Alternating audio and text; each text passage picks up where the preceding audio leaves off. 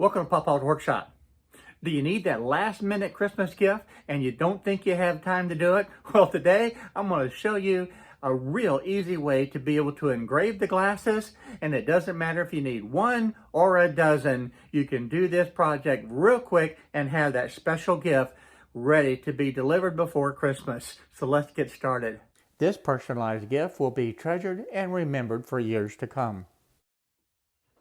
To start this project, we need to be able to take the glasses and get them clean, because in the manufacturing process, there's going to be oils, dirt, dust, and a little bit of everything else on the glasses. And the easiest way to be able to clean these is just with some acetone. That works for me the best, and I have tried lacquer thinner and it does okay, but I actually like the acetone better to be able to clean the glasses. And all you need is just a simple paper towel to be able to put this on the glass and clean it. Now, it doesn't take a lot at all, and all you need to do is just lightly rub it on there. Now, if you see any oil build up, go ahead and give that a little bit of extra attention. But typically, this is all that's necessary. And the good thing about this is that it dries very, very quickly.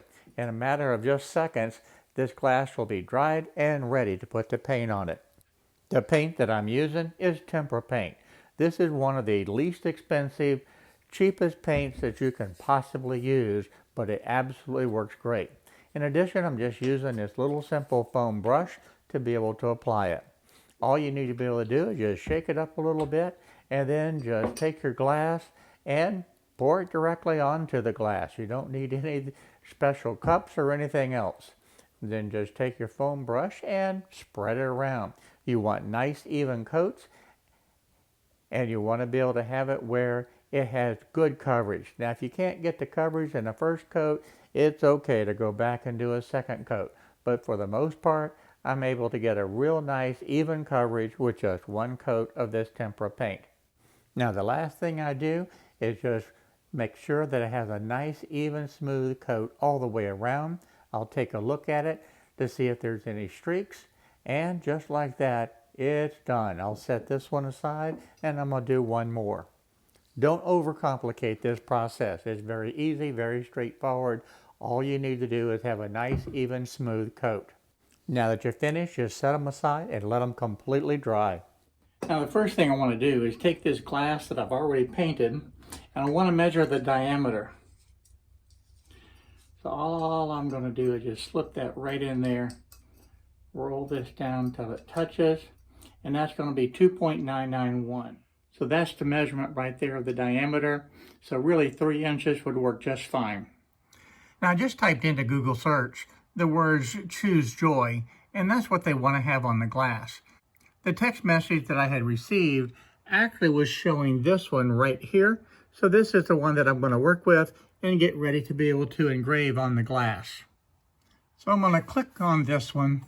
Now, since this is the one that they had sent to me and this is what they want to use, I'm going to go ahead and just right click on this and copy the image. And then from there, I'm going to go over to the Inkscape and open it up into the Inkscape. In Inkscape, I'm just going to right click again and paste this image into the screen. Now I want to come up to the menu on the top, and I want to select Path, and I want to hit Trace Bitmap. Over on this side, I want to be able to reduce this down just to the 2 colors, which is the black and white, and that is going to be the image. So I'm just going to go ahead and click OK. Now that will produce the image right on top of the original. So I'm just going to take and highlight it and slide it over, and that's the part that I want. This part I can go ahead and highlight and delete it.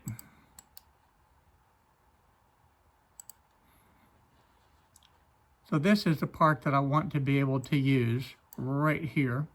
And to begin with, what I want to do is just zoom in real close and make sure that there's no surprises, because this looks real good at this point, but you never know when you zoom in close.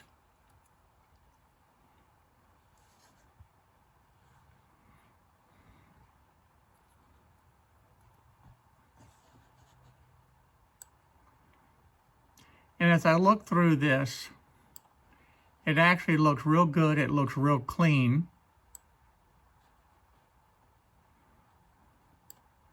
And I don't see any surprises. So I think this is going to be a good graphic to be able to use for the engraving.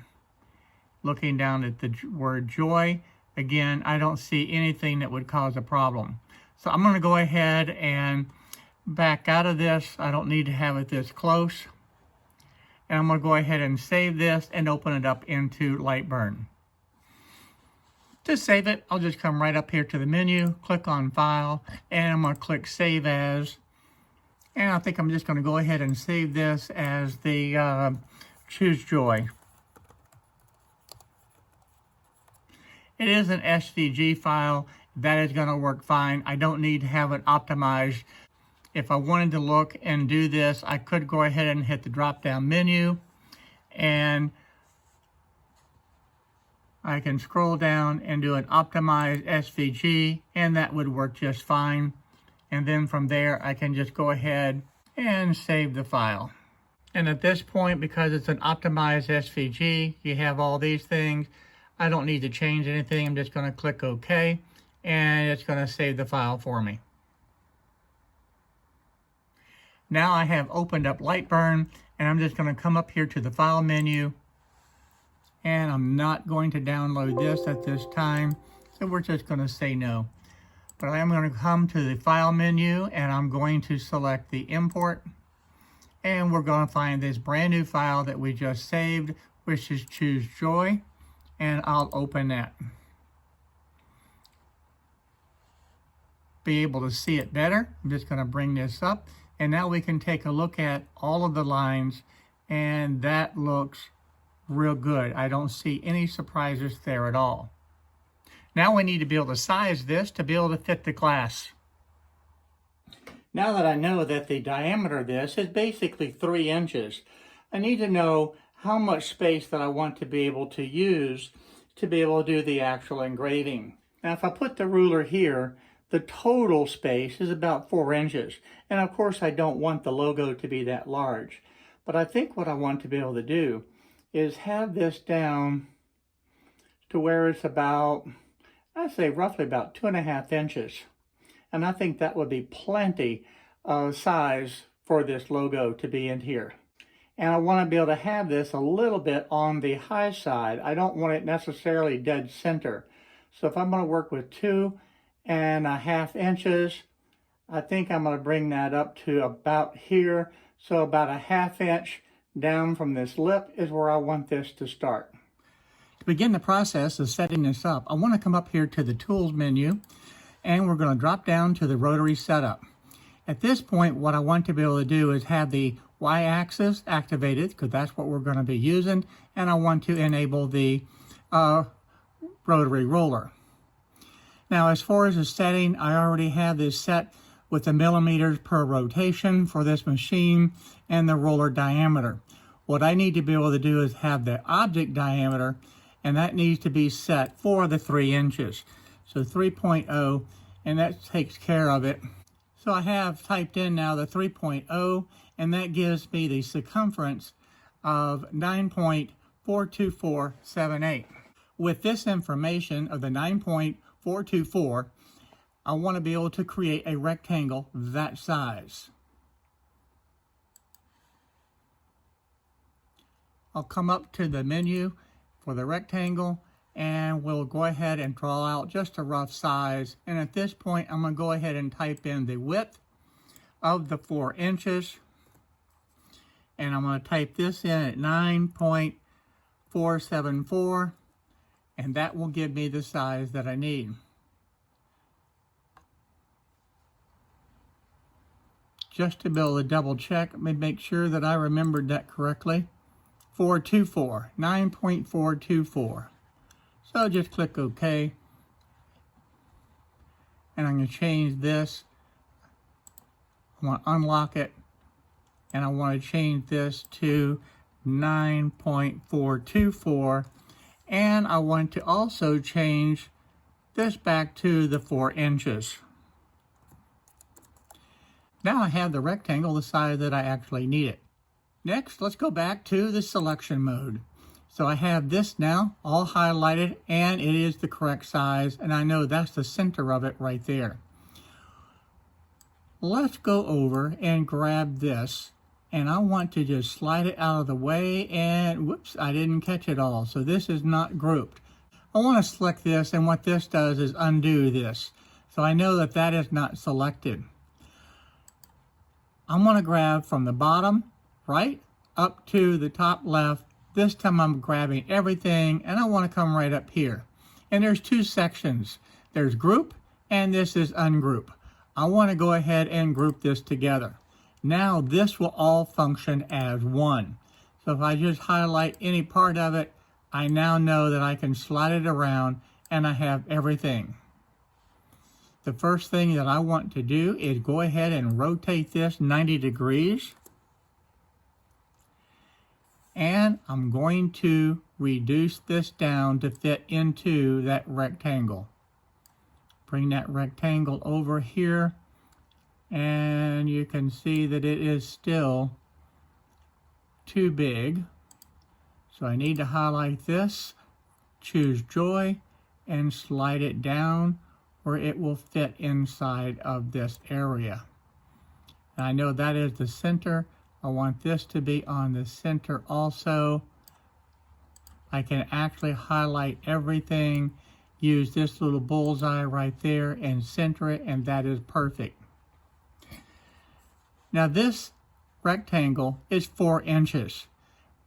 And remember, we only want this, choose Joy, at 2.5 inches, and we're really only going to be using 3 inches of this. And I want to be able to have it where the choose Joy is actually smaller, because this is really too large. So I'm going to highlight this, and still we're going to reduce it down a little bit more, and I want to go ahead and lock it, and I want this to be at the 2.5 inches, so that's going to be the 2.5. That reduces it down to where I want it. The top portion stays in proportion. I want to zoom in so we can see this a little bit better. Now I can actually work with and position this. First, I'm going to go ahead and highlight, whoops, I need to, I'm going to highlight everything. I want to use my little bullseye. We're going to center it again. And now we're going to be able to adjust this. I know this is right at the 2-inch mark. And I know that I have this at 2.5 inches. So now I can determine what I have top and bottom. One of the things that I said that I wanted to do is have the choose Joy about a 1/2 inch from this top edge. I can just use this as a little spacer. Doesn't have to be exactly right, but I can just now slide this right up to there, and that will be good. I don't need a little small square. I can just cut it, and I know that if I follow this top line, the choose Joy is going to be positioned where I want it. And I also know that this bottom portion is looking exactly the way I want it to be looking. I do not want to cut this out as a line. I want to be able to have this cut as a fill. So first thing I want to do is put this on a different layer. I want to have this as the fill, and it is going to be cutting out. The black line is not going to output, but I am going to continue to show it. As far as the settings, I'm using 70 inches per minute with 40% power. I have exactly where I want this now, so the actual design is finished. Therefore, the next step, and I always recommend this, let's go ahead and save it. That way, if something happens, you've got it saved and you're not going to have a problem. So I'm just going to type in choose Joy, engrave. And I'm going to go ahead and save that file. And I went ahead and established the Z height, and I got everything square with my square. And remember, I measure it to the roller, not to the frame of the rotary roller. From there, I'm going to go ahead and hit the frame, and then we'll be ready to engrave.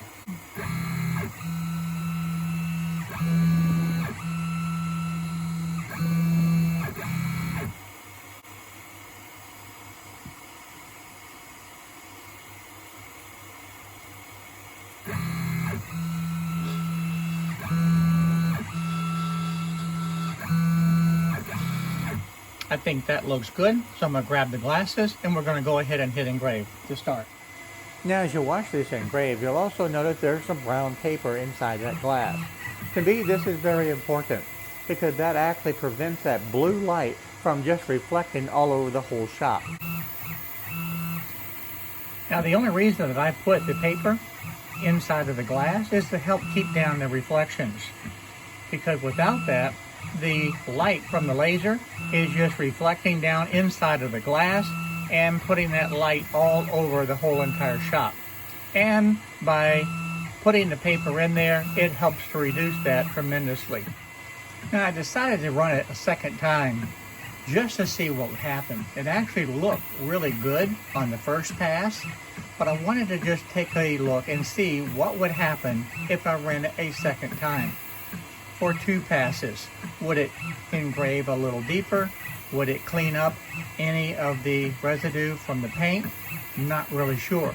This is the first time that I've actually done this. So we're going to look at the results together. Now at this point, I really can't tell if it's making it look better or worse. We're just going to have to wait till after it finishes the engraving and I can take off the glasses, wash it up, and take a look to see how it looks. I can say this, the rotary roller is working fantastic. The glass is not shifting at all. The track is extremely good, and I really like how this is turning out.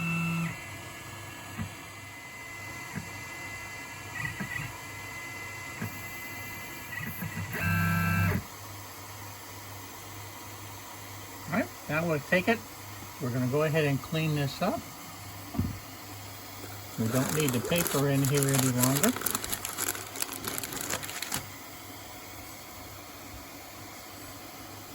And after washing it, we'll take a look at this too and just see how good it came out. But from looking at this, it looked really good. And I really see no difference between 1 pass or 2. The nice thing about this tipper paint, the cleanup is really easy. Just run this under some cool water and this paint just washes right off. You don't need a scrub brush or anything else. Just use your fingers and the paint will just come right off. And it takes just a couple of minutes. So again, this process on being able to engrave on the glasses is extremely easy to be able to do. And looking at the engraving, if I had to do this over again, I would have stopped at the 1 pass. I really see no difference between running it with the 1 pass versus the 2 passes. So why waste the time? Just stop at the 1 pass and the results will be amazing. And here's the final project. Again, this was extremely easy to be able to do. The results are beautiful, and like I said in the very beginning, this will be a treasured gift for many years to come. So I hope that you like this project, and I hope that you'll give this a try in your shop. Thank you for watching today. I hope you learned a few things on how to make those last-minute Christmas gifts. And you did, please go ahead and give me a thumbs up, and don't forget, hit that little subscribe button right down there in the corner. And by the way, if you're still watching this video, what are you doing that for? Get out there, get in the shop, and start making those Christmas gifts. Until next time, I look forward to seeing you in whatever project that I'm working on in my shop.